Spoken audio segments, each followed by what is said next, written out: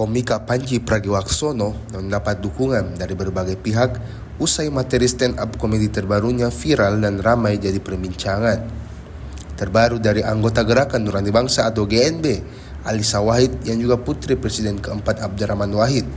Alisa menegaskan bahwa rakyat menyampaikan kritik, termasuk melalui humor, tidak dapat diposisikan sebagai musuh negara. Kritik dinilai sebagai bagian penting dari kehidupan demokrasi dan kemajuan bangsa. Menurutnya, medium humor merupakan bentuk kebebasan berekspresi yang dijamin oleh konstitusi.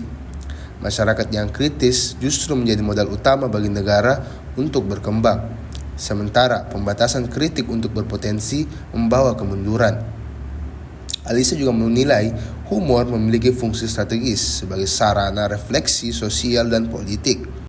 Melalui humor, pesan-pesan kritis dapat disampaikan dengan lebih mudah oleh masyarakat luas maupun oleh penguasa.